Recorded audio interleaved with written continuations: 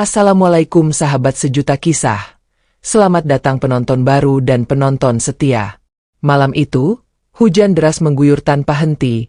Di sebuah gubuk reot di tepi hutan, seorang pemuda miskin duduk meringkuk, menahan lapar yang menusuk seperti ribuan jarum. Tubuhnya menggigil, namun matanya tetap memandang langit, memohon pada Allah agar diberi alasan untuk terus bertahan. Tak pernah ia sangka, doanya akan terjawab lewat pertemuan yang mengubah segalanya. Sebuah pertemuan dengan makhluk yang ditakuti manusia, namun justru kelak akan menjadi cinta dan takdir hidupnya. Apa yang sebenarnya terjadi malam itu? Dan mengapa seluruh desa kelak gempar karenanya? Namun sebelumnya, bagi yang beragama Islam saya sarankan untuk menuliskan sholawat Nabi Muhammad agar kelak sholawat ini menjadi saksi untuk mendapat syafaat di akhirat. Like dan subscribe ke channel ini sangat membantu menyebarkan dakwah Islam dan menjadi amal jariah. Malam itu hujan terseret angin, mengguyur berat seperti beban yang tak henti jatuh dari langit. Di tepi hutan, sebuah gubuk berdinding bilah bambu berderak, atapnya bocor, lantainya tanah becek. Di sudutnya, seorang pemuda kurus bertubuh ringkih menyilangkan tangan di dada, menahan lapar yang mengiris perut. Namanya Arga.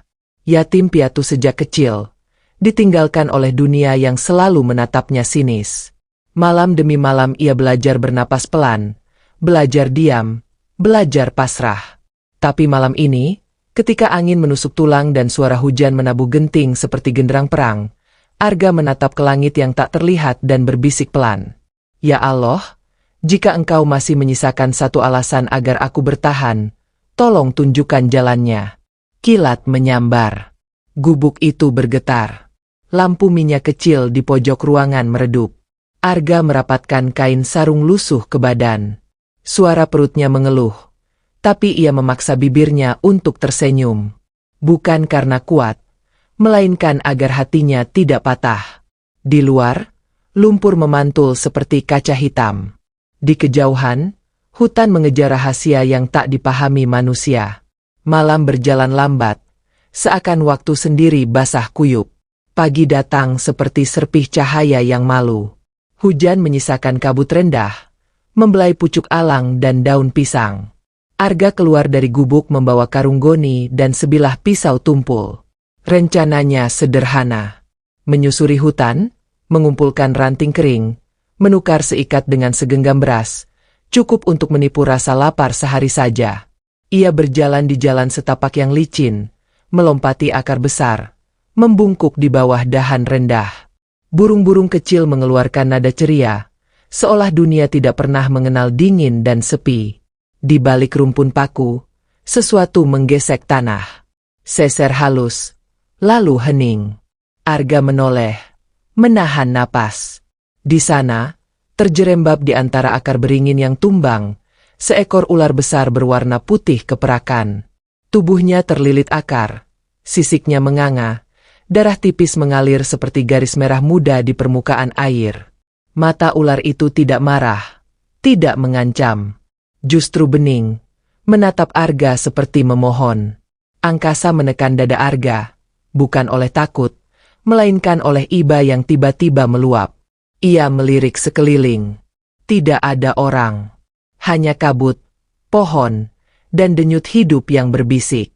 Arga merunduk, meletakkan karungnya, menenangkan tangannya yang gemetar.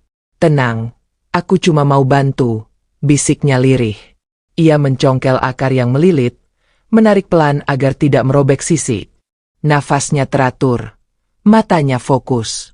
Lalu ia menyobek ujung bajunya, membasahinya di parit kecil, membersihkan luka, membalut dengan hati-hati. Ular itu mendesis pelan, bukan ancaman, melainkan pengakuan bahwa rasa sakitnya diakui. Saat lilitan terakhir berhasil ia lepaskan, Arga terduduk di tanah basah, memandangi makhluk itu. Semoga kau cepat pulih. Aku tidak punya apa-apa, cuma tenagaku.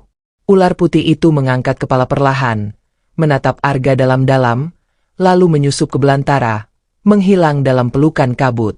Udara terasa lebih hangat, meski matahari masih malu. Arga memungut karungnya. Langkahnya pulang terasa ringan, meski perutnya tetap kosong. Entah kenapa, kekosongan itu tidak lagi menusuk seperti barusan. Seakan ada bagian dari dirinya yang diisi oleh sesuatu yang tak terlihat. Malam berikutnya memeluk desa dengan senandung jangkrik. Arga memejamkan mata di atas tikar tipis. Dalam gelap, sebuah mimpi datang seperti bayangan yang bernapas. Taman cahaya, air yang menetes seperti nada, dan seekor ular putih yang tadi ia tolong, kini muncul dengan aura lembut. Suaranya tidak terdengar oleh telinga, melainkan oleh hati. Terima kasih, Arga. Saat waktunya tiba, aku akan kembali. Arga terbangun dengan kening berkeringat dan bibir kering yang membentuk senyum. Ia duduk, merasakan ada sesuatu yang berubah. Bukan gubuknya, bukan perutnya, bukan dunia di luar, melainkan cara ia menatap pagi. Kabut yang biasanya seperti dinding kini terlihat seperti tirai yang siap digeser. Ia bangkit, membuka pintu. Di ambang tanah basah, ada seikat pisang matang, sebungkus nasi hangat dibalut daun pisang, dan segenggam kacang rebus. Arga terpaku. Tidak ada jejak kaki manusia. Hanya seberkas jejak berkelok, tipis, seperti garis yang digambar ujung ranting. Jejak yang mengarah kembali ke hutan. Terima kasih, ucap Arga pelan, bukan pada siapapun, melainkan pada hidup yang tiba-tiba tampak tidak sekeras batu. Ia makan perlahan, mensyukuri tiap suap seperti menampung cahaya di mulutnya. Tubuhnya menghangat, pikirannya bening. Di dadanya, sesuatu menyalakan uap harap. Siang itu, Arga kembali ke hutan. Bukan untuk meminta lebih, melainkan untuk memastikan makhluk yang ia tolong benar-benar pulih. Di tempat ia pertama kali bertemu, tanah menyimpan bekas gerak. Tidak ada darah baru, tidak ada tubuh terluka. Hanya bebatuan basah dan daun lebar yang berkilau. Ketika Arga hendak berbalik, dari balik semak muncul seekor ular kecil berwarna keemasan. Ramping, matanya cerah, geraknya halus. Ular kecil itu mendekat, melilit lembut di pergelangan Arga, bukan seperti belenggu, melainkan seperti salam. Kau yang mengantarku, bisik Arga, separuh ragu, separuh yakin. Ular kecil itu melepaskan lilitannya, menyusup ke bawah dahan rendah, lalu menjentikan ekor ke arah sebuah dahan lain. Di sana, tersangkut sebuah kalung. Rantai tipis berkilau, liontin berbentuk sisik yang berlapis ukir, batu zamrud kecil di tengah memantulkan cahaya yang tidak terbit dari matahari. Arga menelan ludah. Ini bukan milikku. Ini pasti milik seseorang. Ular kecil itu mendorong liontin pelan, seolah berkata, ambil. Arga mengulur tangan, menyentuh dingin logam yang terasa hangat entah bagaimana. Detik itu juga, batu zamrud berdenyut lembut, seakan detak jantung kecil yang baru terlahir. Suara yang sama dari mimpi menetes ke dalam hatinya. Kalung ini bukan hiasan. Ini ikatan. Hati yang menolong telah dipilih. Jagalah dengan ketulusan, bukan dengan gengsi. Langit tidak bergeser, hutan tetap hutan, tapi hidup Arga bergeser seperti peta yang disobek lalu disusun ulang. Ia menatap kalung itu sejenak, lalu menyimpannya di bawah baju, tepat di dekat kulit dan tulang rusuk kiri. Ular kecil keemasan kembali melilit pergelangannya. Diam, hangat, seperti janji yang tidak berisik. Arga pulang. Di jalan setapak, angin bergerak lain dari biasanya. Daun pisang menunduk pelan, seolah menyapa. Suara air sungai terdengar lebih jernih, seakan menyebut namanya tanpa huruf. Desa menyambut dengan tatapan yang selalu sama. Pintu-pintu setengah tertutup. Bisik-bisik yang berjalan lebih cepat daripada langkah kaki. Anak-anak menahan tawa di balik telapak tangan.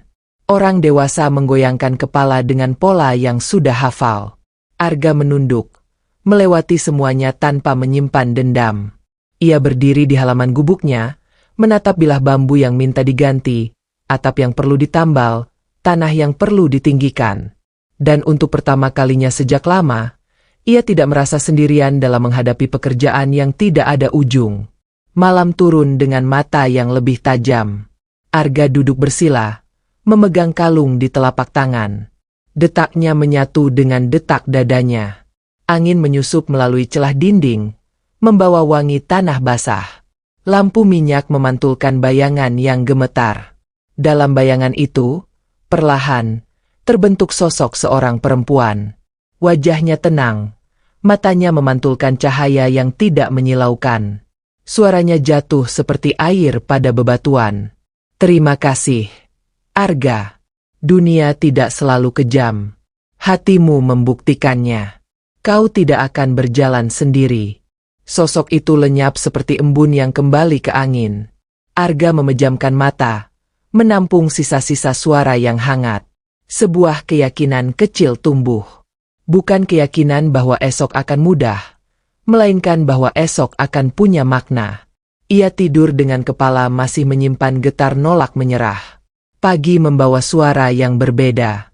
Bukan kabut, bukan burung, bukan air, melainkan ketukan keras di pagar bambu. Arga berdiri, membuka pintu. Di depannya berkumpul beberapa lelaki. Pak RT berdiri di depan, wajahnya kaku. Di sebelahnya, Pak Narto yang terkenal suka menyebar kabar, menyipitkan mata seolah ia sedang menilai barang di pasar. Di tangan salah satu lelaki, ada tongkat yang ujungnya tajam. Udara antara mereka dingin meski matahari sudah naik setinggi pucuk kelapa. Kami cuma ingin tanya, kata Pak RT, suaranya datar. Dari mana kau dapat kalung yang kau sembunyikan di bajumu? Arga tidak kaget. Ketenangan yang aneh mengendap di tulangnya. Ia menatap satu persatu wajah yang ia kenal sejak kecil. Wajah yang pernah memberinya nasi sisa. Wajah yang juga pernah menolak menyebut namanya. Ia menarik napas pelan, menjaga kata-kata agar tidak pecah. Aku tidak mencuri, ucapnya. Kalung ini datang dari kebaikan yang tidak minta dibayar. Pak Narto mendengus. Kebaikan dari mana? Atau kau sudah bermain dengan hal yang tidak pantas disebut? Suara itu menyentuh kulit Arga seperti duri, tapi tidak masuk ke daging. Ular kecil keemasan yang sejak tadi melingkari pergelangannya bergerak, menyusup keluar dari lengan baju, menampakkan kepala mungilnya. Desis pelan, tidak mengancam, namun tajam seperti garis yang mengingatkan. Para lelaki mundur setapak. Mata mereka membesar. Seseorang memaki tertahan. Pak RT mengangkat telapak tangan, mencoba menahan panik yang merayap di nada suaranya. Kami tidak butuh masalah. Desa ini cukup dengan sawah dan anak yang berlarian. Kalau kau membawa apapun yang membuat tanah ini celaka, kau harus segera pergi. Arga menatap tanah. Kalung di dadanya, tanpa ia sentuh, memancar redup. Bukan cahaya yang menyombong, melainkan cahaya yang berdoa. Embun di ujung daun bergetar. Angin yang tadi biasa saja mulai menggulung seperti tubuh panjang yang berputar pelan. Di kejauhan, di balik rumpun bambu, ada suara yang tidak biasa. Seolah ribuan sisik menyentuh tanah dalam satu napas yang sama. Udara menegang, bau tanah basah berubah menjadi aroma batu yang baru dibelah. Arga berdiri tenang.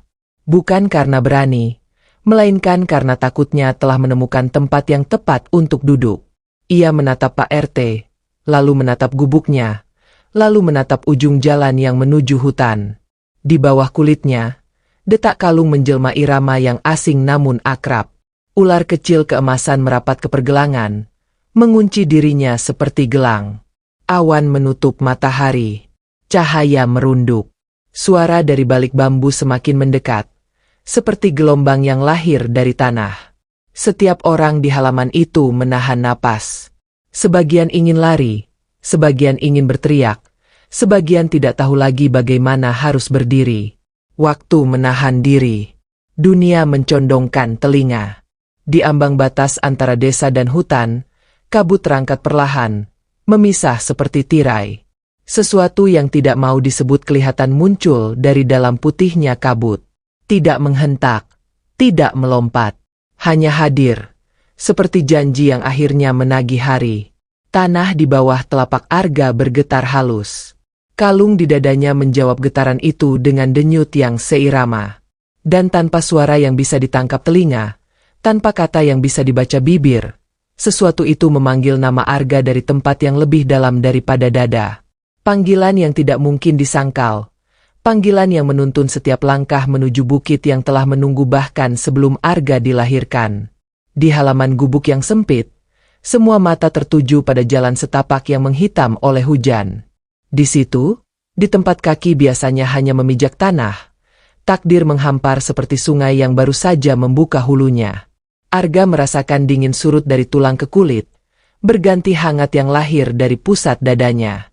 Ia melangkah satu kali, lalu satu lagi, dan satu lagi, melewati orang-orang yang dulu menganggapnya tak berarti. Angin memutar pelan, membawa serta bisik-bisik yang seketika bungkam.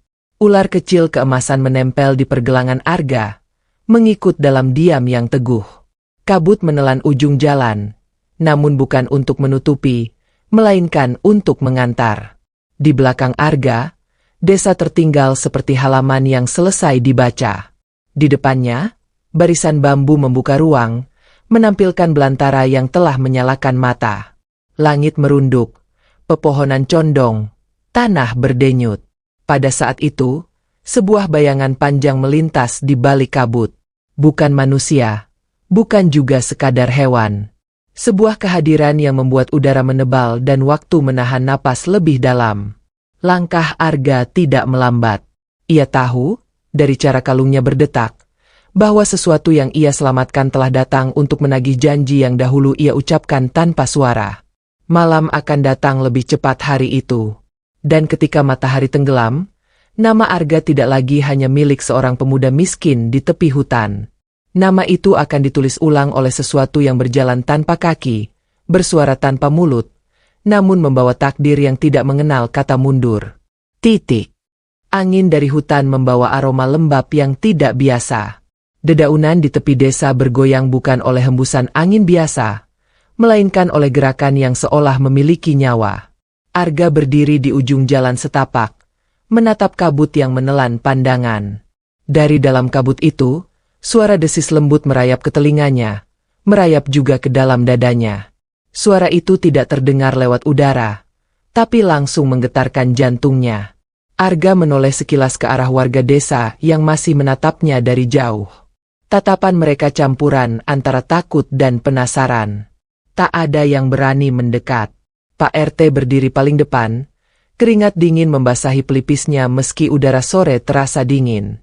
Pak Narto menggenggam tongkatnya erat, seolah bersiap menghadapi sesuatu, meskipun jelas di matanya ada rasa ingin lari. Ular kecil keemasan di pergelangan tangan Arga mengangkat kepalanya. Matanya berkilau seperti serpihan matahari yang terjebak di dalam batu. Dari balik kabut, bayangan besar mulai terlihat. Langkah Arga tak goyah, bahkan saat tanah di bawahnya bergetar ringan. Perlahan, sosok itu menampakkan diri. Seekor ular putih raksasa, sisiknya berkilau seperti perak basah, tubuhnya panjang dan berliku, matanya bening dengan tatapan yang dalam. Ia bergerak tanpa suara, kecuali gesekan halus antara sisik dan tanah yang menimbulkan gema aneh di udara. Arga menelan ludah, tapi tidak mundur. Ular itu berhenti hanya beberapa langkah di depannya. Matanya menatap langsung ke dalam mata Arga, dan tanpa membuka mulut, suara itu terdengar lagi di hati Arga. Arga, waktumu telah tiba. Datanglah ke Bukit Siluman. Di sanalah jawaban dari semua pertanyaanmu akan terungkap. Sebelum Arga bisa membalas, ular itu bergerak memutar, lalu menyusup kembali ke dalam kabut, menghilang seolah menyatu dengan udara. Hanya jejak tipis di tanah yang menandai bahwa ia pernah ada di sana. Warga mulai berbisik-bisik. Beberapa mundur sambil membuat tanda tolak bala. Pak RT melangkah mendekat, meski wajahnya pucat. Arga, apa yang sebenarnya terjadi? Tanyanya pelan. Arga hanya menggeleng. Aku harus pergi, jawabnya singkat. Tanpa menjelaskan lebih jauh, ia memutar badan, melangkah ke gubuknya. Di dalam gubuk, Arga mengambil karung kecil dan memasukkan beberapa potong singkong rebus, sebotol air, dan kain tipis. Ia menatap sebentar atap gubuknya yang bocor, lantai tanahnya yang becek. Entah mengapa, ada rasa bahwa ia mungkin tidak akan segera kembali. Sore itu, tanpa pamit kepada siapapun, Arga melangkah menuju hutan. Suara jangkrik mulai terdengar meski matahari belum sepenuhnya tenggelam. Jalan setapak yang ia lalui terasa berbeda kali ini.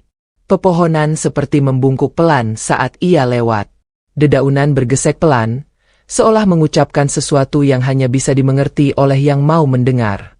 Ular kecil keemasan tetap melilit pergelangannya, kadang mendesis pelan, kadang diam sepenuhnya.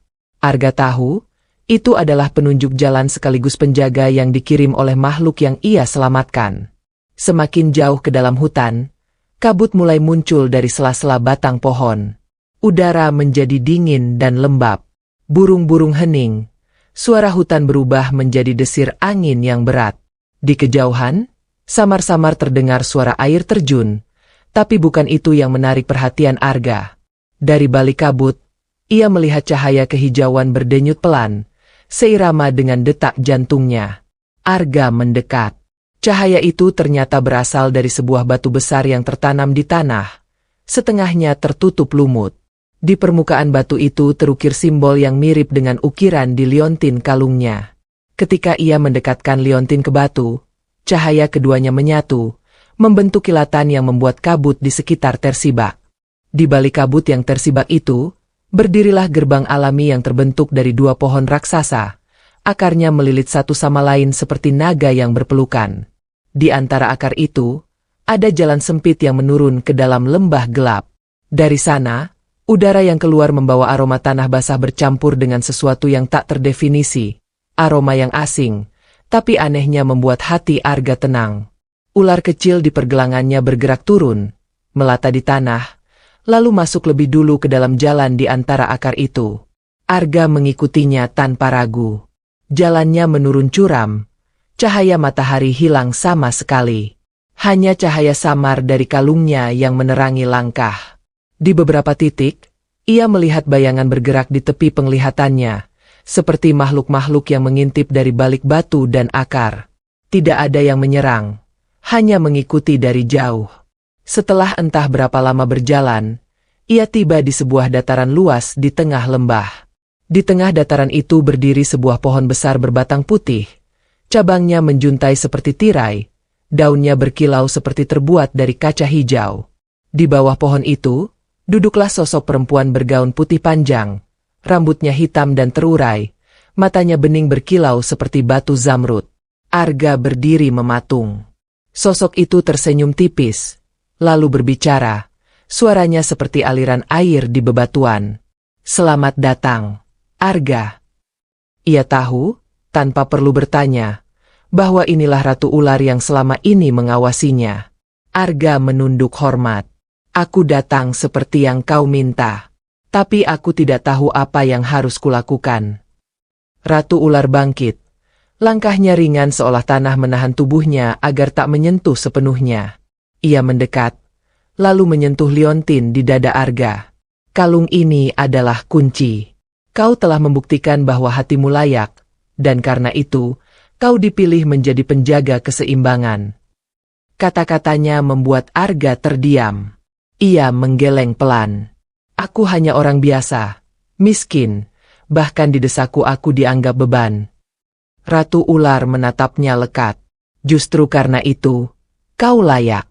Orang yang tak punya apa-apa selain ketulusan, adalah yang paling sulit dikalahkan oleh keserakahan." Sebelum Arga bisa meresapi kata-kata itu, dari balik kabut di sisi dataran, terdengar suara langkah berat dan gemerisik.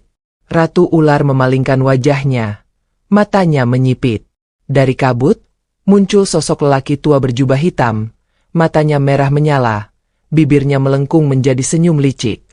"Jadi ini, pewaris takdirmu," suaranya serak, penuh ejekan.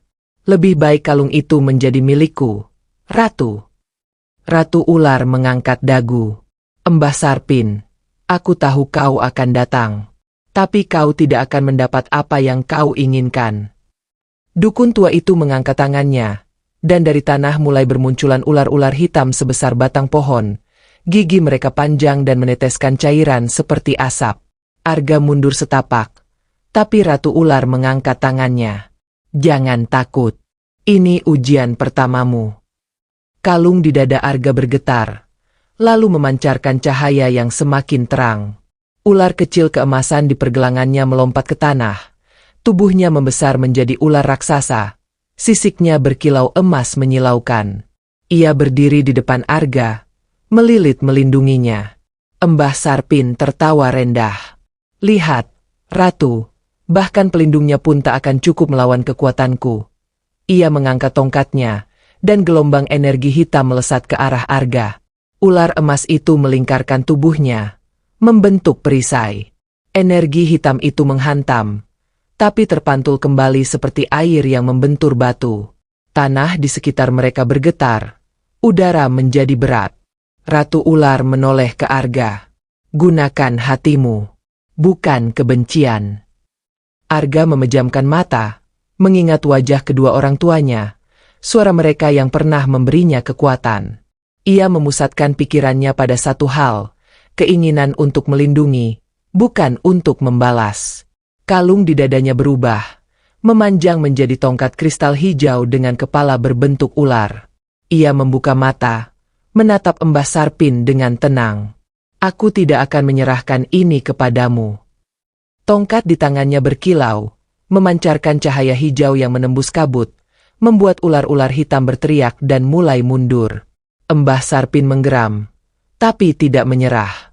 Ia menggabungkan semua kekuatannya menjadi satu bola energi hitam pekat, melemparkannya dengan teriakan.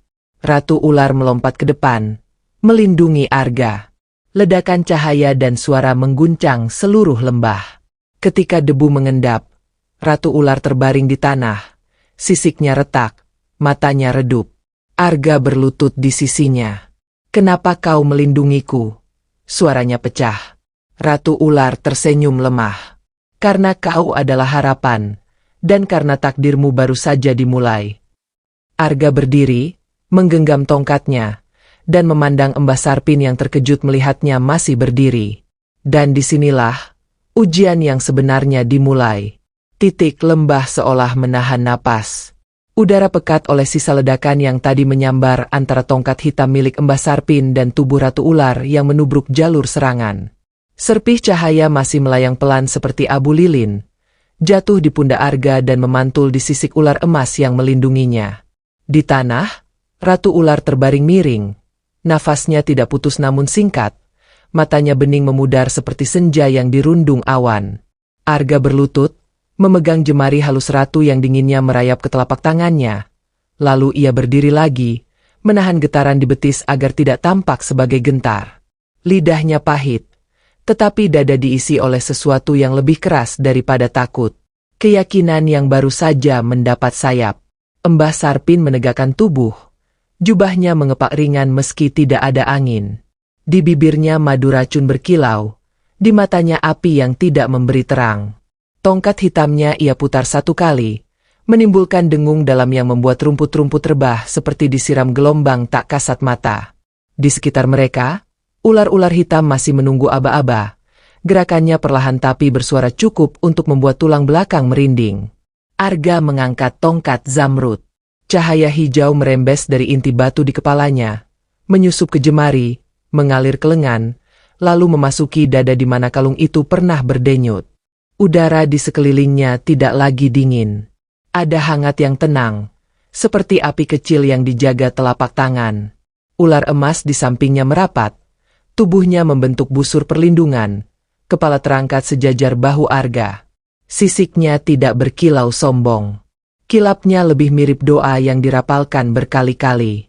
Kau mengira bisa menyentuhku dengan niat bersihmu itu, anak kecil, gumam Mbah Sarpin. Suaranya seret namun meluncur seperti pisau di atas batu basah. Dunia ini hanya menakluk pada satu hal, pada kehendak yang lebih kuat dari segalanya. Kehendak itulah aku. Arga tidak menjawab. Ia menapakkan kaki lebih dalam ke tanah, mencari pijak yang tidak licin oleh sisa ledakan. Ia menghisap udara lewat hidung, melepaskannya lewat mulut. Lidahnya menyentuh asin darah kecil di bibir. Mungkin karena benturan barusan. Ia menempatkan tongkat zamrud miring di depan dada, menutupkan lengan kirinya di bawahnya, berpose sederhana yang tak pernah ia pelajari dari siapapun, muncul begitu saja dari naluri untuk melindungi. Ratu ular memandangnya sebentar. Garis senyum sangat tipis menyelinap di wajah yang pucat. Mbah Sarpin mengangkat tongkat. Tanah bergetar. Dari celah-celah retakan muncul kabut hitam yang memanjat ke udara, membentuk jemari raksasa. Jemari itu menutup ke arah Arga. Ular emas berdesis panjang, tubuhnya melilit Arga lebih rapat, membentuk perisai dari sisik keemasan. Jemari kabut menghantam, menimbulkan suara tanpa bunyi, seakan udara sendiri diremas sampai memekik di dalam hati. Gelombang menghantam perisai, memundurkan Arga beberapa langkah. Tumitnya menggores tanah, menimbulkan dua garis yang memanjang, berhenti ketika betisnya menabrak batu rendah. Hingga detik itu, tidak ada kebencian yang tumbuh di dada Arga. Ada panas, iya. Ada lelah, iya. Ada degup yang keras sekali, ya. Tetapi tidak ada keinginan untuk menghancurkan. Hanya ketetapan menjaga. Ia menutup mata sedetik, memanggil kenangan. Tangan ibunya yang dulu mengusap rambut di saat demam, suara ayahnya yang terbata mengajarkan huruf meski lampu minyak nyaris padam, bau kain yang digantung di tali, suara hujan di atap, semua hal sederhana yang bertahan lebih lama daripada rasa sakit. Ketika ia membuka mata, tongkat zamrud memendar lain. Cahaya hijau tidak lagi hanya menyeruak keluar, tetapi berubah menjadi anyaman tipis yang mengelilingi Arga dan ular emas, seperti jaring halus dari cahaya daun. Jemari kabut kembali menutup, namun jaring itu memecahnya menjadi serpih yang menyublim sebelum sempat meremas. Mbah Sarpin menggeram, bukan oleh rasa sakit, melainkan oleh rasa malu yang terusik. Di atas pohon berbatang putih, daun berkilau mulai bergetar. Ranting halusnya mengeluarkan suara gemerincing nyaris tidak terdengar, seperti cermin yang bersentuhan. Ratu ular mengangkat jemari, seolah ingin menenangkan pohon sendiri. Suaranya terdengar pelan, mengalir masuk ke dada Arga tanpa singgah di telinga. Ingat, kau bukan melawan. Kau melindungi apa yang layak dilindungi. Lakukan itu dengan niat penuh. Mbah Sarpin menancapkan tongkat ke tanah. Retakan menjalar seperti kilat di permukaan, menuju Arga dalam pola zigzag yang bergerak cepat. Dari retakan itu meletup api ungu, tipis tapi memanjang, mencari sela perisai. Ular emas mengubah posisi, sisiknya mendekap lebih rapat. Setiap retakan yang mendekat dipijaki dengan tubuhnya sendiri, menahan panas yang berusaha merambat. Arga merasakan hangat merayap dari kaki ke tulang punggungnya, tapi jamak hangat itu seperti api unggun, bukan tungku neraka. Tongkat zamrud menurun selapis, memantulkan setiap lidah api yang mencoba mencium kulit. Lembah mulai memijarkan gema. Serangga berhenti menyanyi. Kabut turun sedikit lagi, menutup bagian puncak pohon, menyisakan lingkar dataran seolah panggung yang diberi tirai. Di balik tirai, ada gerak lain. Bayangan yang menjaga gerbang bukit, ular besar bermata merah yang tadi menguji Arga, muncul setengah, hanya mata yang tampak. Ia tidak maju. Ia menyaksikan. Mbah Sarpin tertawa rendah. Suaranya seperti batu-batu kecil yang terguling di dasar sungai. Ia mengangkat kedua tangannya, mencabut tongkat dari tanah, lalu memutar tubuhnya. Jubah hitamnya memanjang, berubah seperti kabut pekat yang menggulung, membentuk pusaran yang mengeruk cahaya di sekitarnya. Dari pusaran itu lahir makhluk yang bukan seluruhnya ular dan bukan seluruhnya bayangan, berkepala tiga, masing-masing menguap asap gelap. Mereka bergerak mengitari Arga dalam lingkaran tidak sabar. Arga melangkah ke depan, hanya selangkah, lalu menahan diri. Tongkat zamrud ia angkat sejajar bahu, ujungnya mengarah setengah ke atas, seolah hendak membelah angin. Ia menarik napas panjang. Cahaya hijau di kepala tongkat menjelma garis yang naik ke udara, tipis, memanjang, kemudian melengkung turun seperti hujan yang kembali ke bumi. Garis itu menyentuh tanah, dan di titik sentuh, rerumputan yang tadi rebah berdiri lagi, segar, seolah disentuh musim baru. Kepala bayangan pertama menerjang. Ular emas berputar cepat. Sisiknya memantulkan garis cahaya hijau. Kepala itu tertolak. Tubuhnya meleleh menjadi kabut. Kepala kedua menyambar dari sisi, Lidahnya panjang dan berkilat seperti belati licin. Arga memutar tongkat, memukul udara. Pada saat tongkat melewati ruang kosong di depan kepala kedua, ruang kosong itu beriak seperti air yang dipukul, dan riaknya menebas lidah gelap itu. Kepala kedua retak, pecah menjadi butir halus. Kepala ketiga tidak datang menyerang. Ia menunduk rendah, menjalar di tanah, mencoba menyelinap lewat bawah perisai, mencari tumit Arga. Ular emas menyentak ekornya ke tanah. Suara nyaring seperti logam digesek terdengar, dan kepala ketiga terangkat paksa, menyambar kehampaan, lalu lenyap di udara. Mbah Sarpin berhenti tertawa. Bibirnya meringkuk menjadi garis. Seperti orang yang baru tersadar bahwa permainan yang ia anggap hanya olah pergelangan ternyata membutuhkan hati. Ia mengangkat tongkat setinggi bahu, menatap Ratu Ular. Kau bisa melindungi anak itu hari ini, Ratu. Tetapi kau tidak selamanya bisa berada di antara aku dan yang kuinginkan. Ratu Ular menatap balik. Tatapannya bukan amarah. Tatapan itu seperti air yang membentuk batu. Sabar, tekun, tidak kasar. Ia berbisik. Kata-katanya tertahan di ujung napas namun kuat menyeberangi jarak. Arga, dengarkan bumi yang kau pijak. Arga menunduk sedikit. Telapak kakinya seolah menembus tanah. Ia merasakan dingin lembab di bawah permukaan, merasakan akar kecil saling bersentuhan, merasakan aliran halus yang naik dari dalam. Ia memejamkan mata. Tongkat zamrud di tangannya berdetak satu kali. Di sekelilingnya, tanah berbisik. Bisikan itu tidak berupa kata, namun membawa makna yang jelas. Jangan membenci. Arahkan. Pulihkan. Ia membuka mata. Di ujung pandang, wajah Mbah Sarpin terlihat berbeda. Bukan hanya jahat, tetapi haus. Haus yang tidak pernah selesai. Haus yang pernah ia lihat di mata orang yang memandang piringnya ketika ia kecil. Haus yang pernah ia rasakan sendiri ketika ia menahan lapar dan berharap ada tangan yang mengetuk pintunya membawa sebungkus nasi. Bedanya, haus yang ini menggerogoti, bukan mengajarkan sabar. Arga memutar tongkat. Kali ini lebih lambat. Cahaya hijau tidak lagi meledak. Ia berubah menjadi kabut tipis yang menyelimuti tanah, naik seperti uap dari dedaunan setelah hujan. Kabut hijau itu menyentuh tubuh ular-ular hitam yang mengitari, dan di tempat yang disentuh, hitam itu pudar, berganti abu, lalu transparan, lalu hilang. Mbah Sarpin menggeram, geram yang lebih mirip sakit gigi panjang. Pohon berbatang putih merunduk sedikit, seolah berterima kasih. Ular besar bermata merah di gerbang bukit memiringkan kepalanya. Tatapannya tidak lagi setajam tadi. Ratu Ular berdiri setengah. Tangan kirinya bertumpu di akar putih. Tangan kanannya terulur seakan ingin meraba udara di sekitar Arga, untuk memastikan bahwa irama yang ia ajarkan benar-benar dipahami. Mbah Sarpin mengubah taktik. Ia berhenti memproduksi bayangan. Ia melangkah. 1, 2, 3, mendekati Arga. Setiap langkahnya menimbulkan cekungan kecil, seolah tanah enggan memegang berat tubuh yang penuh niat buruk. Ia berhenti pada jarak yang bisa ditembus oleh satu lemparan tongkat. Matanya merah, tetapi di tengah merah itu ada titik kecil yang tak bernama. Sebutir debu ragu yang muncul ketika yang diincar tidak lagi sekadar benda, melainkan manusia yang berani berdiri. Ia mengangkat tongkat, mengarahkannya langsung ke dada Arga.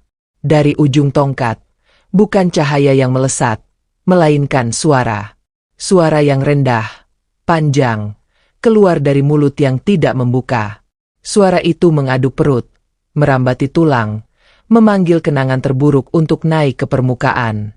Untuk beberapa detik, Arga melihat wajah-wajah yang menertawakannya di pasar. Wajah-wajah yang menutup pintu ketika ia mengetuk.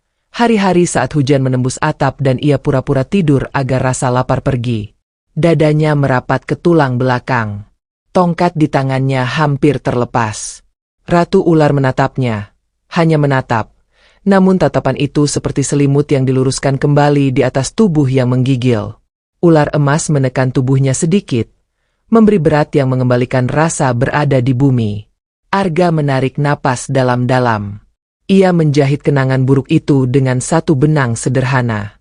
Benang yang lahir di hari ketika ada sebungkus nasi di ambang pintu, ketika jejak yang tertinggal bukan jejak kaki manusia. Benang yang bernama kebaikan yang tidak meminta nama. Suara dari tongkat Mbah Sarpin memudar. Arga mengangkat tongkat zamrudnya. Perlahan, seolah ia sedang mengajak matahari pagi menembus kabut. Ujung tongkat menyentuh udara di depan dada. Kemudian ia dorong ke depan. Tidak ada ledakan. Hanya gelombang tenang, hijau, membawa bau tanah segar dan suara air. Gelombang itu menyapu tubuh Mbah Sarpin. Jubahnya berkibar. Api di matanya berkedip. Bibirnya mengatup lebih rapat. Ia mundur setapak. Tanah meresap beban kakinya lagi. Cekungan tadi hilang. Lembah menghela napas. Seperti ada yang berbisik. Cukup untuk saat ini. Tetapi Mbah Sarpin tidak selesai. Ia mengangkat lagi tongkat, menawannya di udara. Ujung tongkat bergetar, lalu memutuskan diri dari kayu, terbang melayang di atas kepala, berubah menjadi cincin hitam yang berputar cepat. Cincin itu merendah, mengarah ke Arga. Ular emas meninggi, kepalanya tumbuh lebih besar, tubuhnya memanjang 2 kali lipat, berusaha membentengi. Cincin itu menabrak sisik emas, memercikan kilau gelap, lalu menyelinap, mencari celah yang paling kecil. Arga tahu, perisai tidak akan cukup. Ia memutar tongkat untuk kesekian kali, kali ini dengan gerak yang tidak ia mengerti asalnya. Ujung tongkat menorehkan lingkar di udara. Lingkar itu tidak sempurna, sedikit goyah, namun dari goyah itu lahir pola lain, sebuah simpul. Ketika simpul itu selesai, cincin hitam mendekat, tersangkut pada simpul cahaya hijau, berhenti berputar, lalu jatuh ke tanah seperti gelang patah yang kehilangan nama. Tanah mengatup pelan, menelannya. Mbah Sarpin mematung satu hela. Ia mengangkat tangan kirinya, memanggil sesuatu yang lebih tua dari usia rambutnya yang memutih. Dari belakangnya, kabut yang sedari tadi seperti tirai kini menggelepar, memunculkan sosok tinggi yang lebih mirip bayangan pohon daripada makhluk. Sosok itu tidak punya wajah, hanya rongga gelap yang menyerap cahaya. Ratu ular memejam sebentar, lalu membuka mata. Air mata tipis menepi, bukan oleh takut, melainkan oleh keharusan mengizinkan ujian berjalan sampai ujung. Arga merasakan lututnya berat. Tongkat di tangannya terasa diberi batu. Ular emas berdesis pendek, seolah mengucap nama yang tidak bisa diingat setelah diucapkan. Pohon berbatang putih bergoyang lebih keras. Daun kaca hijau berjatuhan pelan, melayang seperti salju tanpa dingin. Di gerbang bukit, mata merah si penjaga memudar jadi oranye, tanda bahwa dunia di ambang yang berbeda sedang ikut menyaksikan. Mbah Sarpin melangkah setengah. Sosok bayang di belakangnya melangkah setengah. Arga menahan nafas. Semua suara lenyap.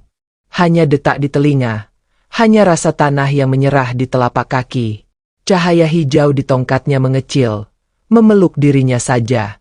Tapi di saat yang sama, di sangat dalam, ada denyut lain naik. Bukan dari tongkat, bukan dari ular emas, bukan dari ratu. Denyut itu lahir dari sesuatu yang tumbuh sejak ia menyuapkan nasi hangat dari bungkusan daun pisang di ambang pintu gubuknya. Sejak ia berbagi tatapan dengan mata bening makhluk yang pernah ia tolong di pagi berkabut. Ia melangkah. Satu saja. Cukup untuk menandai bahwa ia tidak mundur. Simpul cahaya yang tadi melingkar di udara belum sepenuhnya hilang. Dari simpul itu memancar garis tipis baru, menuju mata Mbah Sarpin, bukan untuk melukai, melainkan untuk menyingkap. Garis itu menyentuh, dan dalam sedetik yang panjang, Arga melihat pantulan dirinya di bola mata musuhnya, lalu melihat sesuatu di baliknya, rumah yang dingin, ruang yang bergema, anak kecil yang bersembunyi di bawah meja ketika orang-orang dewasa berteriak karena hal-hal yang tidak ia mengerti. Haus yang lahir dari hari itu menggumpal sampai kini. Arga menurunkan tongkatnya sedikit. Ia tidak tersenyum, tidak juga menyeringai. Wajahnya datar, mata jernih, seperti sungai yang memutuskan untuk tidak banjir. Ratu ular menyadari gerakan kecil itu, lalu mengangguk sangat pelan. Ular emas merilekskan satu lilit, memberi Arga satu helaan napas lebih lega. Pohon berbatang putih menahan jatuh daun berikutnya. Mbah Sarpin mendesis. Kali ini lebih sebagai manusia daripada dukun. Ia mengangkat tangan, hendak memerintahkan bayang tinggi di punggungnya maju. Tetapi bayang itu tidak segera bergerak. Seolah ada angin lain yang menyentuhnya. Angin yang tidak lahir dari dunia ini. Kabut menebal hanya untuk sekejap. Lalu pecah dari tengah seperti pintu yang dibuka dari dua sisi. Dari celah itu, hadir kilau yang tidak menyilaukan. Datar, bening, bertubuh seperti air yang memutuskan jadi bentuk. Kilau itu melangkah. Tidak berat, tidak ringan. Ratu Ular menegakkan duduk, menahan sakit yang menyalakan garis di pelipis. Ia menuturkan satu kata tanpa suara, nama yang tidak pernah diucapkan di depan manusia sembarangan. Lembah meredam gema. Ular emas menunduk setengah, memberi hormat. Kilau itu berhenti di antara Arga dan Mbah Sarpin, menoleh ke Arga, lalu menoleh ke Ratu Ular, lalu menatap Mbah Sarpin. Udara berubah rasa. Tanah tidak lagi bau lembab dingin, melainkan bau pertama setelah hujan, bau yang menandai bahwa hal yang ditunggukan akhirnya menapaki batu. Arga mengeratkan genggaman pada tongkat zamrudnya, menahan diri untuk tidak menatap Ratu terlalu lama, karena ia tahu pandangannya akan runtuh jika ia melihat luka itu terlalu dekat. Matanya menambat pada kilau bening yang berdiri di depannya, yang menahan badai tanpa kata. Mbah Sarpin memutar telapak tangannya, memanggil nama kegelapannya yang terakhir. Tetapi sebelum suara tua itu menginjak udara, kilau bening mengangkat tangannya sendiri, dan lembah menjadi hening dengan hening yang tidak pernah diketahui oleh jam. Di hening itu, sesuatu bergerak dari batas dunia, menyusun kembali garis pertempuran, memindahkan satu langkah ke depan dan satu langkah ke belakang, memutuskan siapa yang boleh berdiri dan siapa yang harus bertekuk lutut. Dan saat bayang gelap di punggung Mbah Sarpin mulai merenggang, ketika cakrawala di mulut lembah memucat seperti kain yang dicuci berkali-kali, Arga merasakan tongkat zamrudnya berdenyut sekali lagi, denyut yang lebih dalam daripada detak jantungnya sendiri. Seolah bumi menaruh kunci baru di telapak tangannya tepat sebelum pintu yang belum pernah dibuka itu berderit untuk pertama kali. Hening itu bukan sekadar hening. Ia punya berat, punya suhu, dan punya rasa yang menyusup sampai ke tulang. Bahkan hembusan napas Arga terasa seperti menabrak dinding tak terlihat sebelum hilang di udara.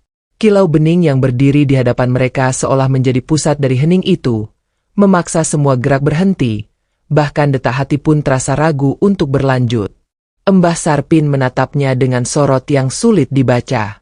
Di matanya ada api yang biasanya menyala tanpa takut. Kini terhenti seperti obor yang kehabisan minyak. Bayang gelap di punggungnya meronta. Tetapi setiap kali mencoba bergerak, lapisan cahaya tipis dari kilau bening itu memeluknya erat, membuatnya melemah. Suara desis panjang terdengar, tapi bukan dari ular emas, melainkan dari kegelapan yang terperangkap itu. Arga berdiri tegak. Tongkat zamrud di genggamannya masih berdenyut, kali ini lebih lambat, seolah menyesuaikan dengan detak bumi. Ular emas di sampingnya melonggarkan lilitan, memberi ruang pada langkah Arga untuk maju setapak. Ia merasakan hawa hangat dari kilau bening itu menyentuh kulit wajahnya, hangat yang berbeda dari api, lebih mirip sentuhan pagi di hari yang baru lahir. Ratu Ular, meski tubuhnya masih lemah, memaksakan diri berdiri. Gaun putihnya yang berselimut debu bergerak ringan saat ia melangkah. Tatapan matanya menyapu dari Arga ke kilau bening itu, lalu ke Mbah Sarpin. Kau sudah terlalu lama membawa kegelapan, Sarpin, ucapnya. Suaranya lembut namun tajam seperti bilah tipis. Dan setiap langkahmu sejak itu hanyalah menuju kehancuranmu sendiri. Mbah Sarpin terkekeh, tapi suaranya kering. Aku berjalan untuk kekuatan, bukan kehancuran. Ia melirik Arga dengan sorot penuh benci.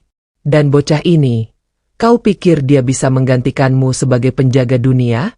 Dia hanyalah anak miskin yang dipelihara rasa iba. Arga menatapnya tanpa gentar. Mungkin benar aku anak miskin, ucapnya pelan, tapi aku tahu bagaimana rasanya kehilangan, dan aku tahu apa artinya memberi tanpa mengharapkan imbalan. Itu kekuatan yang tidak akan pernah kau punya.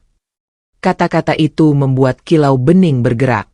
Tanpa isyarat apapun, ia melangkah maju, berdiri di antara Arga dan Mbah Sarpin. Dari telapak tangannya keluar seberkas cahaya yang melingkar pelan, seperti lingkaran air di permukaan kolam. Lingkaran itu membesar, membentuk semacam pintu transparan di udara.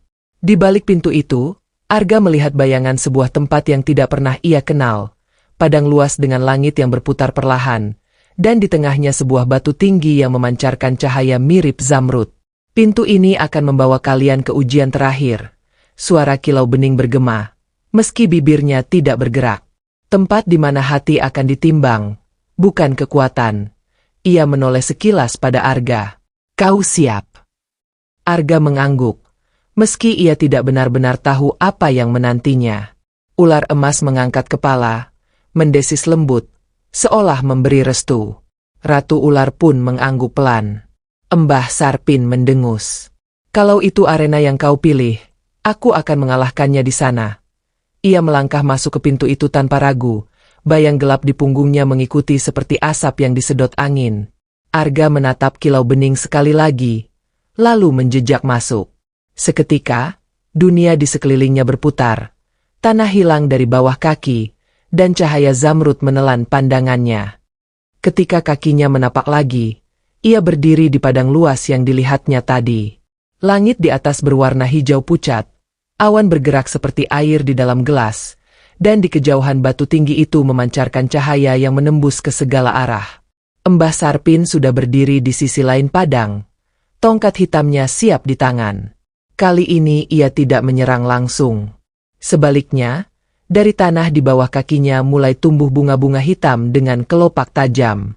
Bunga itu terbuka, mengeluarkan kabut gelap yang menyebar di udara. Arga merasakan udara menjadi berat. Setiap tarikan napas seperti menelan pasir halus. Ia menggenggam tongkat zamrud lebih erat. Ular emas melingkari tubuhnya. Matanya menyala, siap melindungi. Kilau bening berdiri di tengah, mengangkat tangannya. Di sini, senjata bukan untuk melukai. Yang menang adalah yang mampu menjaga cahaya di hatinya tetap utuh, bahkan ketika diselimuti kegelapan. Kabut hitam mulai merayap ke kaki Arga. Ia memejamkan mata, mencoba mengingat semua yang membuatnya bertahan selama ini. Senyum ibunya, suara ayahnya, rasa nasi hangat di ambang pintu, tatapan bening ular yang ia tolong. Cahaya zamrud di tongkatnya semakin kuat, membentuk perisai tipis yang menghalangi kabut itu menembus. Mbah Sarpin melangkah semakin dekat. Kabutnya menekan, mencoba memadamkan cahaya itu. Di wajahnya ada keyakinan bahwa ia akan menang. Tapi Arga tidak mundur. Setiap langkah yang ia ambil ke depan membuat cahaya zamrud itu memudar di kulitnya, namun justru menyala lebih terang di matanya. Di antara mereka, tanah mulai retak. Dari retakan itu keluar akar-akar bercahaya yang merambat cepat, melilit kaki Arga dan Mbah Sarpin. Arga merasakan akar itu hangat, tapi Mbah Sarpin meronta kesakitan. Kilau bening menatap mereka berdua, lalu berkata, ujian ini bukan tentang siapa yang paling kuat, tapi siapa yang bisa menerima bahwa kekuatan sejati adalah menjaga, bukan menguasai. Arga menghela napas, lalu menurunkan tongkatnya. Ia menatap Mbah Sarpin yang kini terengah, tersiksa oleh cahaya akar itu. Kau bisa berhenti, Sarpin. Kau tidak perlu melawan ini. Mbah Sarpin menatapnya dengan mata merah, tapi di kedalaman matanya ada sesuatu yang goyah. Retakan kecil di tembok yang selama ini ia bangun. Kilau bening melangkah maju. Keputusan ada di tanganmu, Sarpin. Lepaskan kegelapanmu, atau hancur bersama dengannya. Di padang itu, angin berhenti. Cahaya zamrud berdenyut sekali, dan pintu yang membawa mereka ke sini mulai bergetar. Tanda bahwa keputusan akan menentukan siapa yang bisa kembali. Dan di detik itu, Arga sadar, ujian ini bukan hanya untuknya. Titik. Padang itu tetap sunyi, hanya suara napas Mbah Sarpin yang terdengar terengah, seperti orang yang baru saja menarik beban terlalu berat. Akar-akar bercahaya yang keluar dari tanah semakin erat melilit kakinya, membuatnya sedikit membungkuk. Kabut hitam yang tadi membubung kini merendah, menyusut seperti asap yang kehilangan panas. Arga berdiri beberapa langkah di depannya. Tongkat zamrudnya menunduk. Cahaya di ujungnya tidak lagi menyala terang, melainkan berpendar lembut seperti api pelita yang dijaga dari angin. Ular emas yang melilit tubuhnya mengendurkan posisinya, menandakan bahaya utama sudah mereda, tetapi matanya tetap waspada. Kilau bening masih di tengah, menjadi penengah yang diam tapi penuh wibawa. Ia menatap Mbah Sarpin dengan mata yang seperti menembus jauh ke masa lalu. Kau dibentuk oleh rasa takut dan lapar yang terlalu lama kau simpan. Itu luka yang tidak sembuh karena kau memilih memberi makan dendam, bukan harapan. Mbah Sarpin mengangkat wajahnya. Tatapannya keras, tapi bibirnya bergetar. Aku tidak pernah punya siapapun. Hanya kegelapan yang menyahut ketika aku memanggil. Itu karena kau tak pernah mencoba memanggil yang lain, jawab Kilau Bening tenang. Arga melangkah mendekat, tanah di bawah kakinya mengeluarkan bunyi lembut seperti rerumputan yang terinjak embun. Aku tahu rasanya sepi, ucapnya pelan. Aku tahu rasanya menahan lapar sampai tubuh menggigil. Tapi aku juga tahu, kalau ada kesempatan untuk menolong, walau kecil, itu bisa mengubah segalanya. Bahkan untuk dirimu sendiri. Mbah Sarpin terdiam. Akar bercahaya di kakinya berdenyut lembut, bukan lagi seperti belenggu, melainkan seperti tangan yang menawarkan genggaman. Di matanya yang merah mulai muncul bias air, tipis namun cukup untuk memecah pantulan cahaya di dalamnya. Kilau Bening mengangkat tangannya, dan akar itu sedikit mengendur. Jika kau memilih melepaskan kegelapanmu, pintu akan membawamu keluar. Tapi jika kau menolaknya, padang ini akan menelanmu sampai tak tersisa. Suasana menegang. Bahkan angin di padang itu seperti berhenti bergerak, menunggu keputusan. Ular emas mendesis pelan, seolah ikut mengamati. Mbah Sarpin menutup mata. Dari bibirnya keluar helaan napas panjang, berat, seperti beban puluhan tahun yang perlahan ia keluarkan. Kabut hitam di sekitarnya mulai pudar. Warnanya memudar dari pekat menjadi abu-abu, lalu hilang. Bayang gelap di punggungnya mengeluarkan suara panjang, lalu tercerai seperti pasir yang dihembus angin. Seketika, akar bercahaya di kakinya melepaskan lilitannya. Mbah Sarpin jatuh berlutut, tangannya kosong, tongkat hitamnya telah menghilang. Ia menatap Arga, tidak lagi dengan benci, tapi dengan tatapan yang letih. Aku tidak tahu harus kemana setelah ini. Arga mengulurkan tangannya. Kau bisa mulai dengan berhenti melukai. Itu sudah lebih dari cukup untuk memulai. Kilau Bening tersenyum samar, lalu mengangkat kedua tangannya. Pintu transparan di udara kembali muncul, bergetar pelan. Pintu ini akan membawa kalian kembali. Tapi ingat, ujian tidak berakhir di sini. Dunia manusia punya kegelapan yang tak kalah berbahaya. Arga menatap pintu itu, lalu memandang Mbah Sarpin. Ia memberi isyarat dengan anggukan kecil. Bersama, mereka melangkah masuk. Cahaya zamrud menyelimuti pandangan, dan dalam sekejap, padang itu lenyap. Mereka kembali ke lembah di bawah pohon putih bercahaya. Ratu ular berdiri menanti, meski wajahnya masih pucat. Ular emas melilit di samping Arga, mendesis ringan seperti memberi salam. Mbah Sarpin menunduk, lalu berjalan menjauh tanpa kata. Kali ini, langkahnya tidak diselimuti kabut. Ratu ular menatap Arga. Kau sudah membuktikan bahwa kekuatanmu bukan hanya di tongkat, tapi di hati yang memilih untuk memulihkan, bukan menghancurkan. Arga hanya mengangguk. Ia merasa lelah, tapi bukan lelah yang mematahkan, melainkan lelah yang memberi ruang untuk menghela napas panjang. Kilau Bening menatapnya sekali lagi, lalu perlahan memudar, meninggalkan cahaya tipis yang menyatu dengan tongkat zamrud. Ini baru awal, Arga, ucap Ratu Ular. Masih ada dunia di luar sana yang menunggu penjaganya. Arga menatap ke arah hutan di kejauhan. Angin berhembus, membawa aroma tanah basah dan wangi dedaunan muda. Ia tahu, langkah berikutnya akan membawanya pada ujian lain.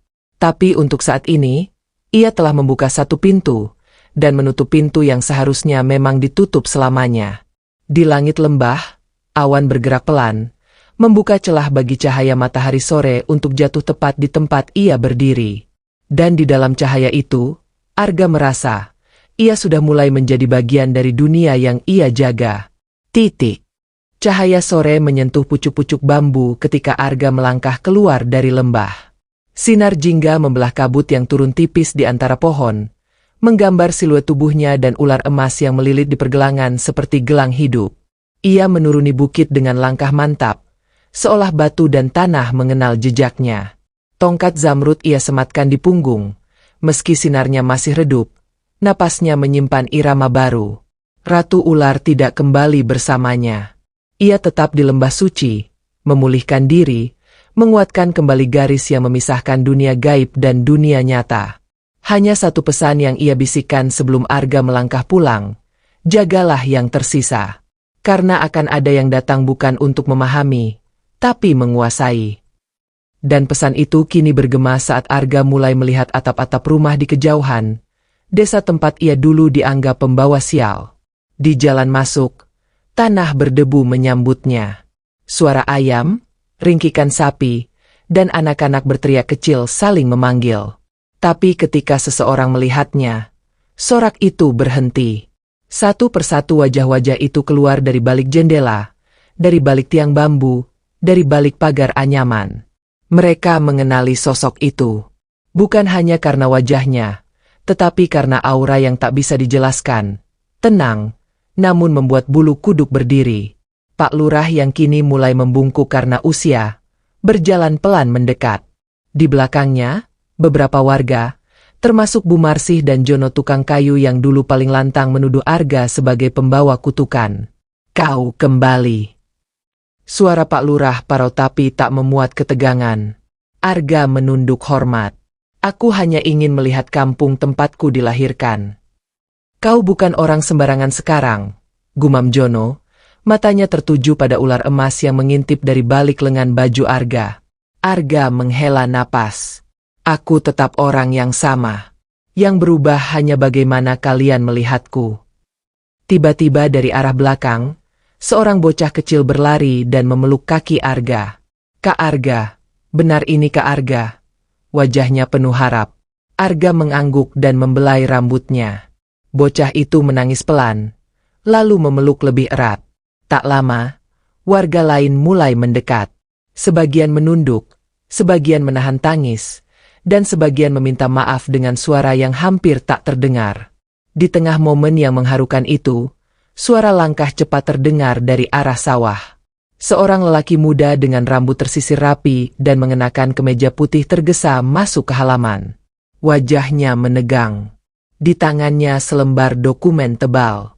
Pak Lurah, ini darurat, katanya terengah. Pak Lurah menoleh. Apa itu? Surat dari kabupaten. Ada perusahaan tambang yang minta konsesi lahan di hutan kita. Katanya, mereka sudah dapat izin awal. Mereka mau survei dan bor minggu depan. Suasana mendadak sunyi. Wajah-wajah yang tadi mulai tenang berubah tegang. Bu Marsih menghela napas panjang. Kalau mereka masuk, bisiknya, habislah hutan kita yang baru tumbuh lagi. Sungai bisa kering, dan tanah bisa longsor. Arga berdiri tegak. Tongkat zamrud di punggungnya mendadak terasa hangat. Ular emas mendesis pendek, seolah mengerti arah ancaman. Perusahaan mana? Tanya Arga. Matanya mengunci pada lelaki berkas itu. Perusahaan milik Pak Darmawan, pengusaha besar dari kota. Jawabnya. Katanya di hutan itu ada batu kristal bernilai tinggi. Mereka mau bor sampai ke perut bumi. Arga terdiam. Batu kristal. Ia teringat kilau di padang ujian. Kilau yang sama dengan sinar yang kini tersimpan dalam tongkatnya. Berarti, mereka mengincar pusaka alam, bukan sekadar tambang biasa. Aku harus ke sana, ucap Arga. Sendiri, kalau perlu. Pak Lurah menggeleng pelan. Tidak, kali ini kami ikut bersamamu. Warga yang dulu mengusirnya kini melangkah maju, berdiri di sampingnya. Jono mengangkat parang kayu, Bu Marsih membawa kendi air. Arga menatap mereka satu persatu. Hatinya gemetar. Bukan karena takut, tapi karena haru yang tak terbendung. Di langit, awan tipis mulai bergerak.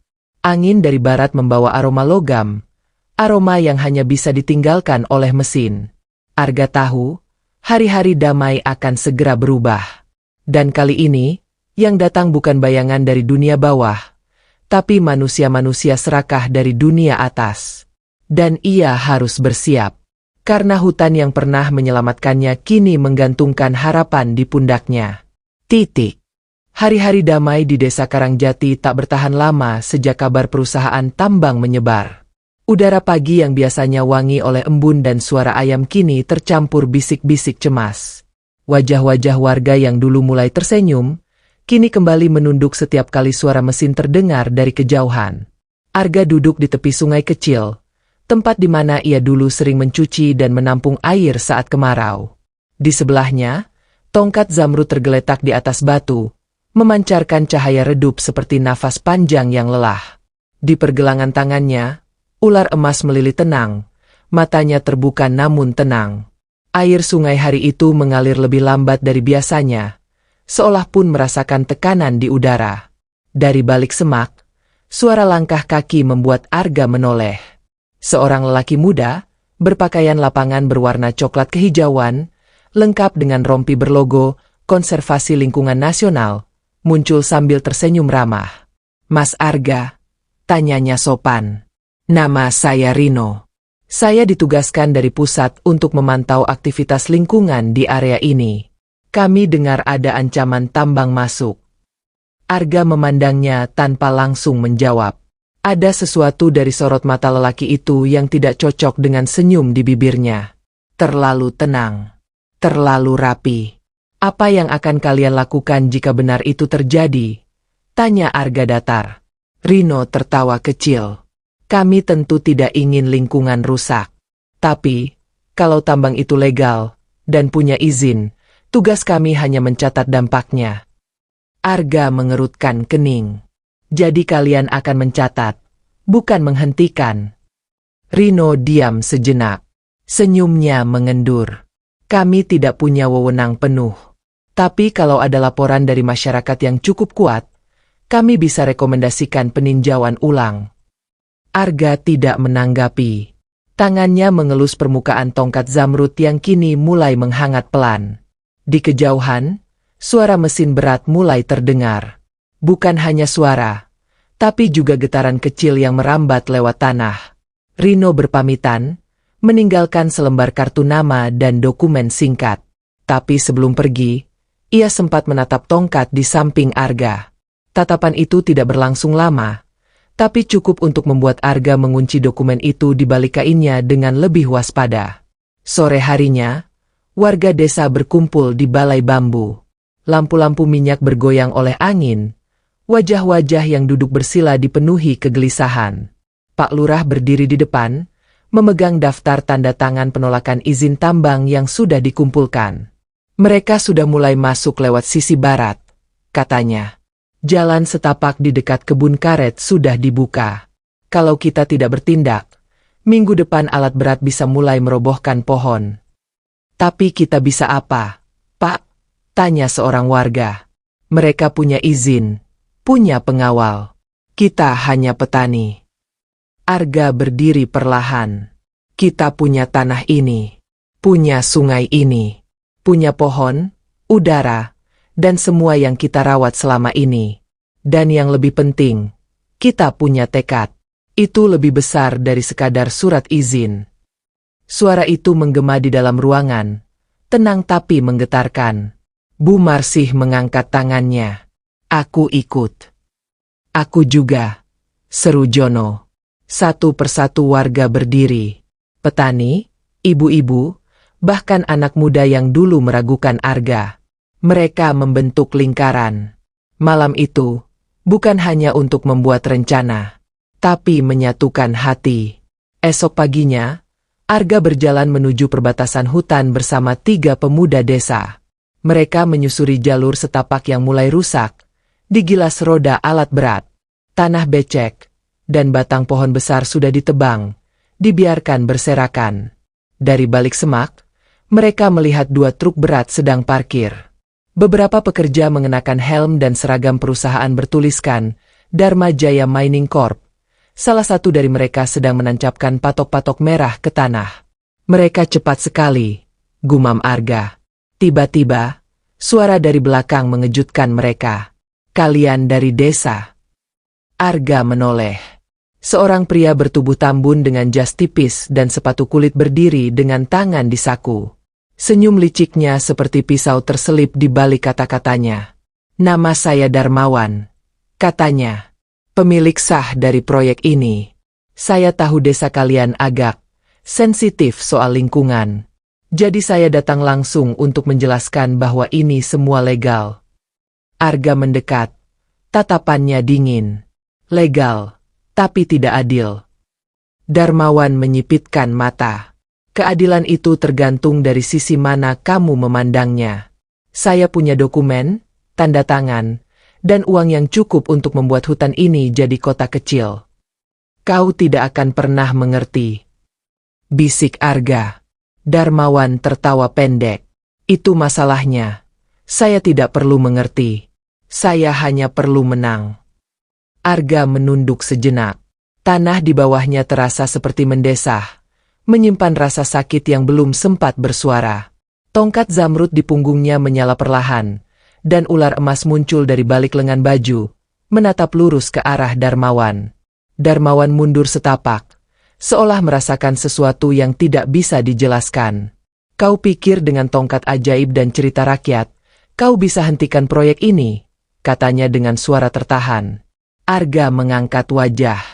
Matanya tidak menyalak, tapi sorotnya seperti langit sebelum badai. Aku tidak sendiri. Hutan ini hidup. Dan kami, penjaganya.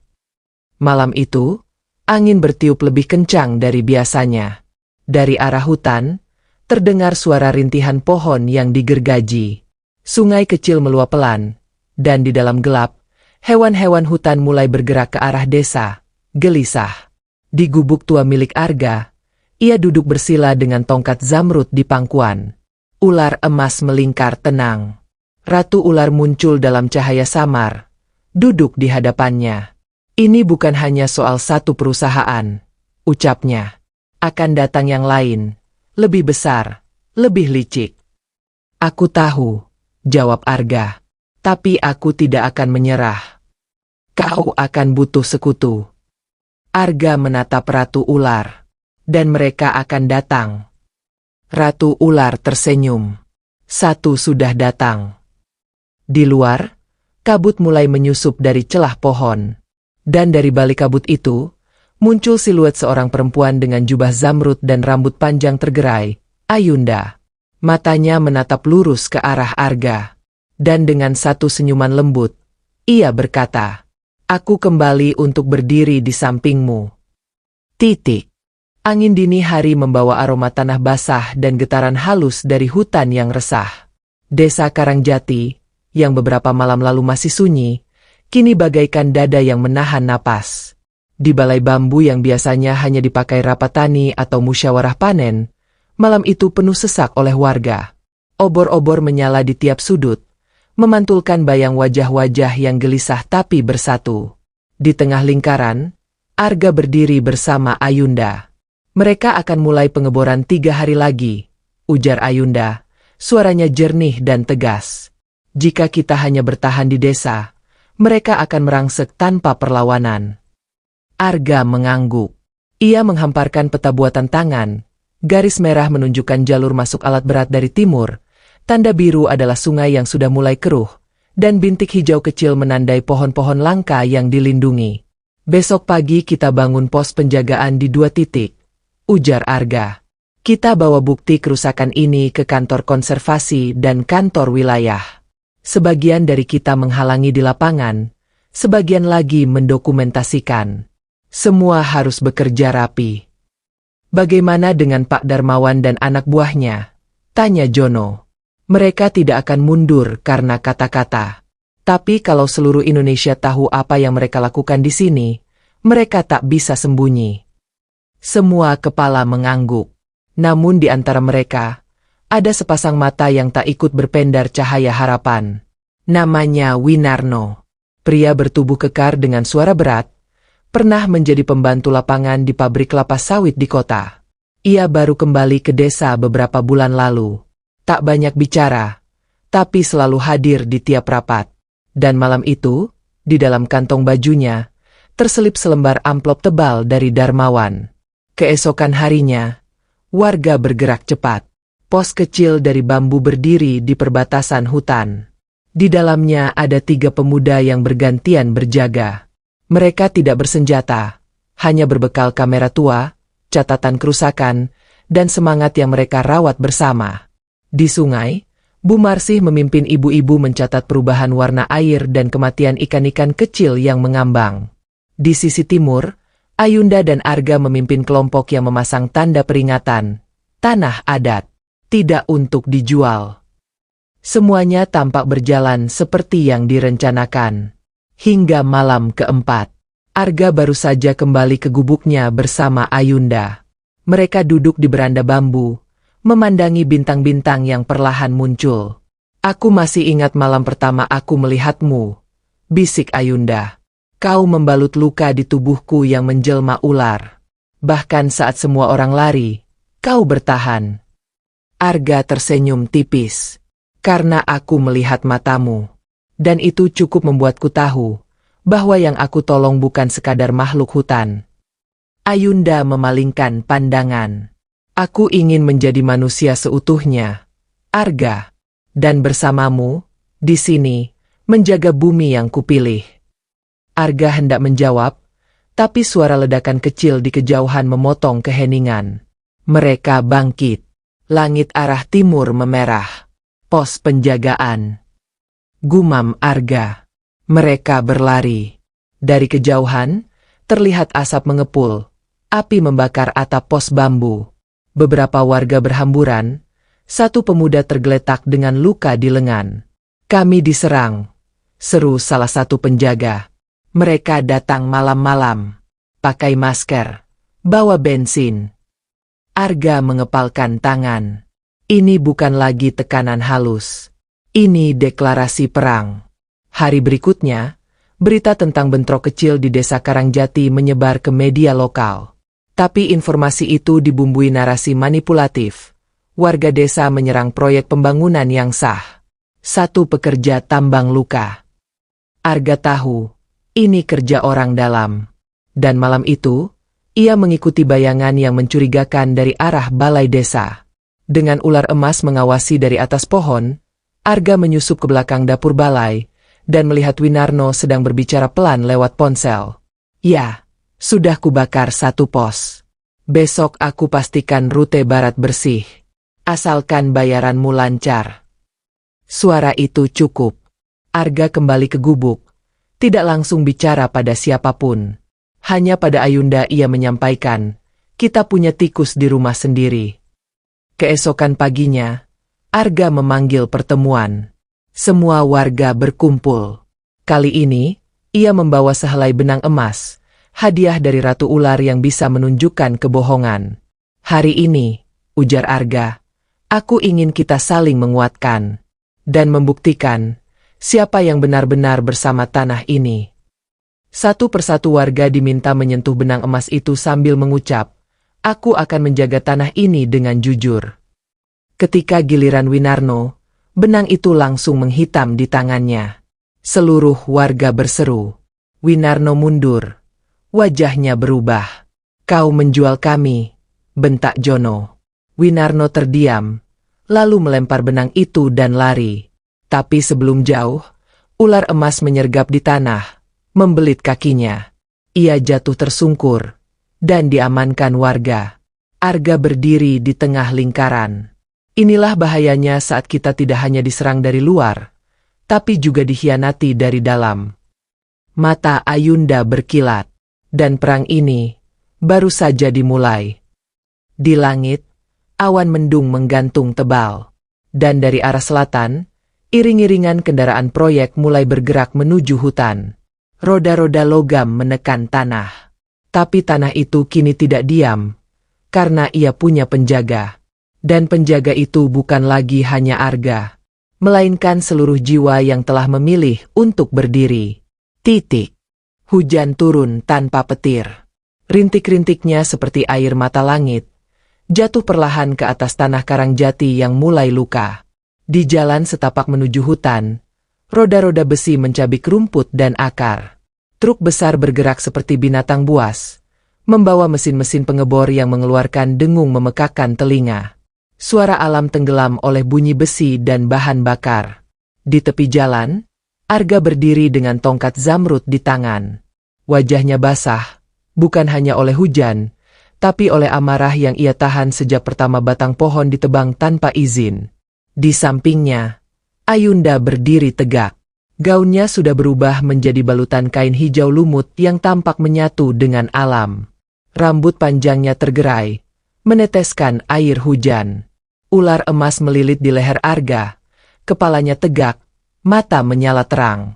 Di belakang mereka, puluhan warga desa berdiri dengan bambu, alat pertanian, dan spanduk dari kain putih bertuliskan, "Tanah ini bukan milik korporat." Suara mesin berhenti perlahan ketika truk-truk itu tiba di bibir hutan. Dari salah satu kendaraan, Darmawan turun, payung hitam terbuka di atas kepalanya. Ia memakai jas hujan tipis, tapi senyum sinis di wajahnya tetap terlindungi dari derasnya hujan. "Jadi ini cara kalian menyambut pembangunan?" ucapnya keras, menatap langsung ke arah Arga. Arga tidak menjawab, hanya memandang lurus. Darmawan melanjutkan, "Aku bisa saja kirim polisi ke sini, tapi kuputuskan datang sendiri. Karena aku ingin kau lihat, Arga, betapa kecilnya kau sebenarnya." Arga melangkah maju. Tanah di bawah kakinya bergetar. Tongkat zamrud di tangannya mulai menyala. Bukan dengan cahaya terang, tapi dengan cahaya yang dalam, seperti bara yang membakar perlahan. "Aku memang kecil," katanya pelan, tapi suaranya terdengar hingga ke belakang barisan. "Tapi tanah ini bukan. Pohon-pohon ini bukan. Sungai ini bukan." Ayunda mengangkat tangan kanannya ke langit. Seketika, angin berubah arah. Kabut tipis yang sedari tadi menggantung di antara pohon-pohon tua mulai merapat. Dari dalamnya, muncul sosok tinggi berkilau. Ratu Ular. Tubuhnya setengah manusia, setengah makhluk bercahaya. Rambutnya terurai, dan di belakangnya, puluhan ular hutan menjulur tenang. Suara warga tertahan. Darmawan mundur setapak. Apa ini? Trik. Makhluk-makhluk ini tidak ada dalam kontrakku. Ratu Ular menatapnya tajam. Karena kontrakmu ditulis dengan tinta keserakahan, bukan dengan penghormatan. Arga menancapkan tongkat zamrud ke tanah. Dan dari titik itu, muncul lingkaran cahaya yang melebar ke sekelilingnya, menyentuh kaki warga desa satu persatu. Tanah bergetar. Dari dalam hutan, suara-suara lama mulai kembali. Suara burung yang telah lama pergi, dengung lebah yang tersingkirkan, dan deru sungai yang kini mengamuk. Darmawan berteriak, "Mereka gila! Panggil keamanan! Pasang alat berat!" Namun, sebelum para pekerjanya sempat bergerak, tanah di depan truk pertama merekah, dan dari dalamnya muncul akar besar yang menjulang. Akar itu menggulung bagian depan kendaraan, mengangkatnya ke udara, lalu menghentakkannya ke tanah. Suara logam patah memekakkan malam. Warga bersorak, tapi Arga mengangkat tangannya, memberi isyarat untuk tidak maju menyerang. "Ini bukan perang berdarah," ucapnya. "Tapi kalau kalian melangkah lebih jauh, kami tidak akan diam." Darmawan mulai gemetar. Para pekerjanya kini mundur. Beberapa melarikan diri ke dalam kabin. Di langit, kilat menyambar. Tapi tak ada guntur. Hanya suara dari perut bumi yang semakin keras, seperti genderang yang dipukul dari bawah. Ratu Ular maju. "Aku sudah diam terlalu lama. Dulu, manusia menyembah bumi dan merawatnya. Sekarang, mereka menggali, menjarah, dan meninggalkan luka. Ayunda menatap Darmawan. Aku pernah menjadi manusia, dan aku memilih kembali, bukan untuk membalas, tapi untuk menjaga. Darmawan berlutut, wajahnya pucat. Jas hujan hitamnya tak lagi bisa menyembunyikan ketakutan. Arga berjalan mendekat. Pergilah, bawa keserakahanmu jauh dari sini, sebelum tanah ini menolaknya sepenuhnya. Darmawan tidak menjawab, hanya mengangguk. Tubuhnya gemetar. Ia diseret oleh dua pekerjanya kembali ke truk. Dan satu persatu, kendaraan itu mundur. Perlahan, lalu menghilang di tikungan tanah merah. Hujan berhenti. Langit cerah perlahan. Dan di kaki Arga, tongkat Zamrud mengeluarkan suara lembut, seperti bisikan daun yang saling bersentuhan. Selesai? Tanya Ayunda pelan. Arga menggeleng. Baru dimulai. Di langit, seekor burung hitam besar melintas, dan di belakangnya, 3 titik cahaya jatuh dari langit. Ratu ular memejamkan mata. Itu bukan dari dunia ini. Arga menatap langit. Hatinya bergetar. Karena ia tahu, meski Darmawan telah pergi, bayang-bayang yang datang berikutnya jauh lebih gelap, dan tak bisa dikalahkan hanya dengan tongkat atau api. 3 cahaya itu turun dari langit seperti anak panah surga yang patah arah. Mereka menghantam bukit di sisi selatan hutan, menciptakan dentuman yang membuat seluruh karang jati bergetar. Burung-burung terbang panik, akar-akar mencuat dari tanah, dan aliran sungai mendadak berbalik arah. Arga berdiri di tepi jurang, memandang ke arah ledakan itu.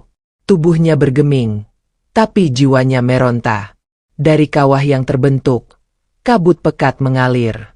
Bukan kabut biasa, tapi kabut yang dinginnya seperti menyentuh tulang belakang. Dan dari dalam kabut itu, muncul mereka. 3 sosok tinggi, tubuhnya hitam legam, matanya merah menyala, dan seluruh tubuhnya seperti diselimuti asap abadi. Mereka bukan manusia, bukan pula binatang. Mereka adalah penguasa bayangan bumi, roh kegelapan yang selama ribuan tahun dikurung di perut tanah, dan kini bangkit, terpanggil oleh kerakusan manusia. Kau yang memanggil kami, wahai penggali serakah, suara salah satu dari mereka bergema, dan kami akan menagih bayarannya dari seluruh isi dunia ini. Ratu ular muncul di samping Arga. Wajahnya pucat. Ini lebih buruk dari yang kupikir. Mereka akan menelan bumi, memakan hutan, dan menyelimuti manusia dengan kegelapan. Arga mengangkat tongkat Zamrud. Kalau begitu, biarkan aku jadi cahaya pertama yang melawan gelap itu. Ayunda berdiri di belakangnya, dan aku akan jadi gema dari cahaya itu. Warga desa mulai berdatangan, meski ketakutan menyelimuti.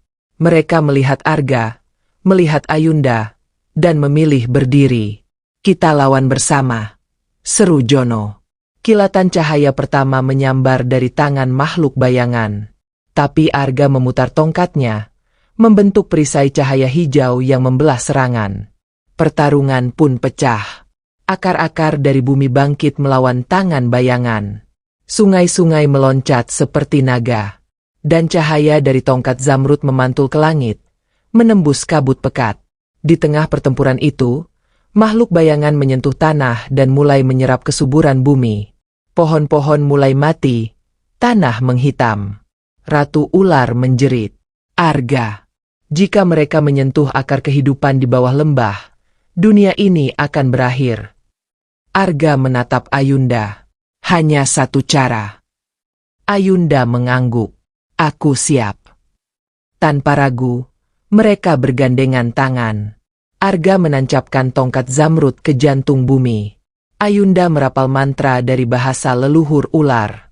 Dan ular emas melilit mereka berdua, menyatu. Cahaya menyembur, membelah kabut. Dan untuk pertama kalinya, makhluk bayangan menjerit. Tubuh mereka retak. Tidak. Arga dan Ayunda memejamkan mata. Tubuh mereka mengeluarkan sinar paling terang yang pernah dilihat bumi. Ledakan cahaya hijau dan emas menyapu seluruh karang jati. Seluruh hutan bersinar. Lalu, Senyap. Beberapa waktu berlalu. Karang jati kembali tumbuh. Pohon-pohon muda menjulang. Sungai kembali jernih. Dan tanah mengeluarkan harum kehidupan. Di tengah hutan, di bawah pohon raksasa, berdiri dua batu. Satu berukir tongkat zamrud, satu lagi berbentuk tubuh wanita dengan sisik lembut di bawahnya. Warga datang setiap tahun, membawa bunga dan doa.